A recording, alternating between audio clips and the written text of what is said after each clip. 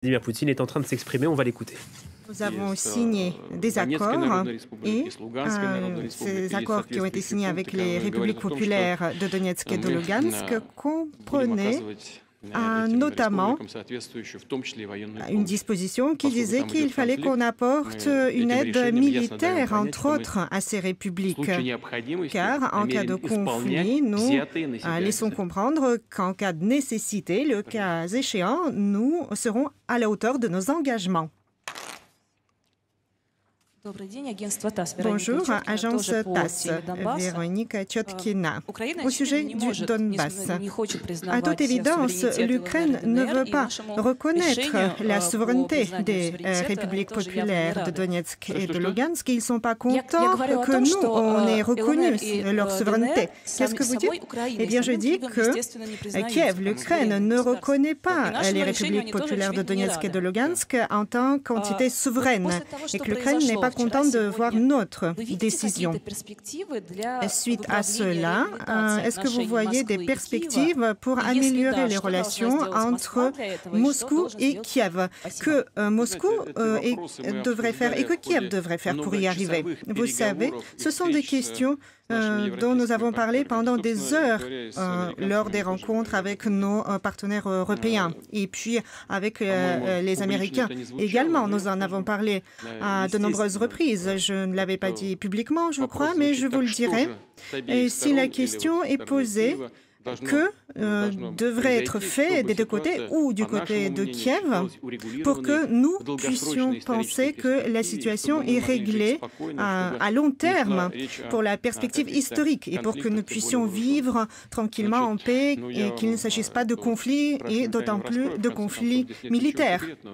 Eh bien, je dévoilerai le secret, mais il n'y a rien de secret. Après tout, ce qu'il faut reconnaître, c'est qu'il faut reconnaître la volonté exprimée par les gens qui vivent à Sébastopol et en Crimée. Pourquoi, quand ils ont exprimé leur volonté, c'était moins bien que ce qui s'était passé au Kosovo? Il n'y avait rien de moins bien. Mais là-bas, la décision a été prise par le Parlement. Ici, la décision a été prise par le référendum populaire. Je voudrais souligner une fois de plus que personne ne pouvait forcer les gens à venir et exprimer leur volonté dans les bureaux de vote en mettant un pistolet à leur tempe. Pas du tout. Ils sont venus de leur propre gré et ils ont exprimé leur volonté. Et ceux qui en débattent ou le contestent doivent reconnaître qu'il s'agit du plus haut niveau de démocratie. C'était un référendum populaire. Deuxièmement, nous voyons qu'il y a des discussions avec Washington, l'OTAN et la Russie. Nous sommes contre l'adhésion de l'Ukraine à l'OTAN, car ceci représente une menace pour nous. Et j'ai présenté à de nombreuses reprises des arguments pourquoi. Je l'ai fait dans cette salle. Eh bien, nous devons comprendre, et nous entendons notamment dans les capitales occidentales en parler, que la meilleure solution de cette question serait, pour que nos collègues à l'Occident ne perdent pas la face, comme on dit, c'est que les autorités ukrainiennes aujourd'hui refusent d'elles-mêmes, renoncent à leur adhésion future à l'OTAN, les autorités ukrainiennes mettent en place l'idée de statut neutre de leur pays. Et troisièmement, et malheureusement, cela a pratiquement perdu son actualité, mais j'avais dit que pour résoudre le problème du Donbass par la voie de pourparlers, de paix et par la mise en place des accords de Minsk. Et puis, le plus important, le quatrième, c'est que tout ce que j'avais dit au-dessus peut être changé d'un instant à l'autre si nos partenaires pompent des armements en Ukraine, apportent une grande quantité d'armements en Ukraine pour les autorités ukrainiennes actuelle.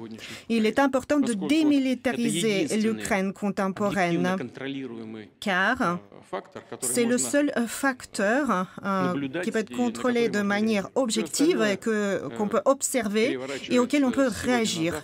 Tout le reste peut être renversé et changé entièrement du jour au lendemain, comme cela a été fait par le leader ukrainien actuel qui avait du coup commencé à poursuivre l'ancien leader ukrainien, ou bien en disant qu'il n'aime pas les accords de Minsk, il pourrait désavouer tous les accords possibles dont je viens de parler si ces accords étaient signés par les autorités ukrainiennes actuelles. Il partirait tout simplement vivre à Washington, Paris ou à Berlin, et nous serions ici avec une anti-Russie armée jusqu'aux dents à notre porte. Ceci serait inacceptable, et c'est inacceptable surtout maintenant que les autorités ukrainiennes ont parlé de leur ambition nucléaire.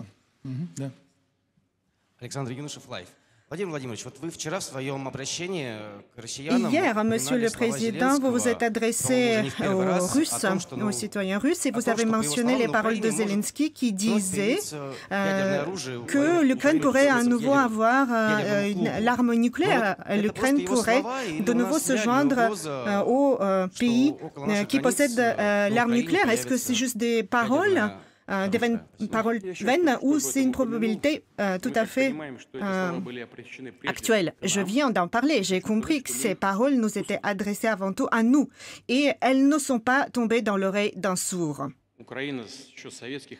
L'Ukraine, depuis l'Union soviétique, possède de nombreuses compétences nucléaires. Il y a plusieurs unités nucléaires, et l'industrie nucléaire du nucléaire est bien développée. Il y a aussi des écoles qui formeraient des spécialistes. Il y a tout ce qu'il faut pour obtenir la solution au nucléaire plus rapidement que de nombreux autres pays qui devraient le faire à partir d'une page blanche, à partir de zéro.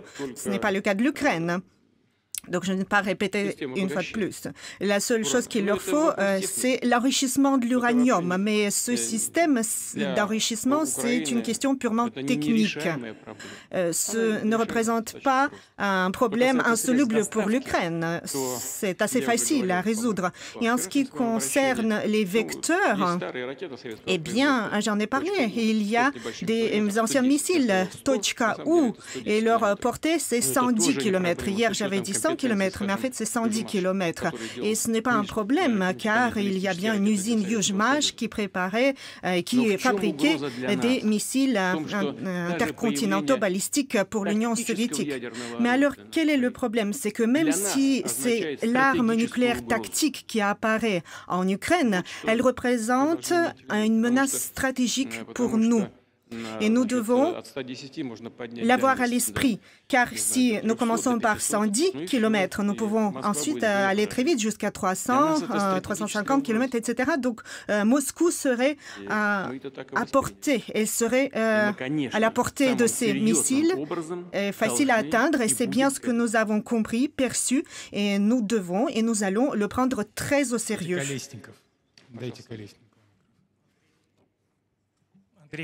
Andrei Kolesnikov, revue commerçante.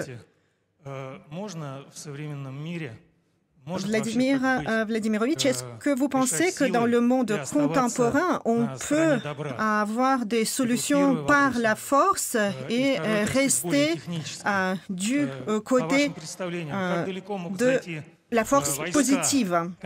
Et à quelle proximité pourraient avancer ces troupes?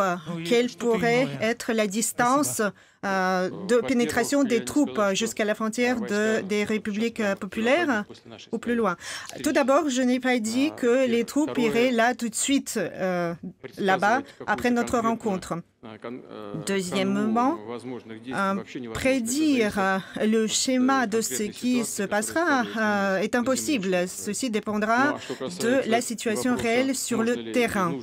Et puis, en ce qui concerne la question, est-ce qu'il faut tout résoudre, est-ce qu'on peut tout résoudre par la force et rester du côté des forces du bien? Pourquoi vous pensez que les forces du bien doivent être impuissantes? Je ne le crois pas. Je pense que les forces du bien, justement, doivent avoir les forces de se défendre. Et c'est de ce postulat que nous partons. Je vous remercie.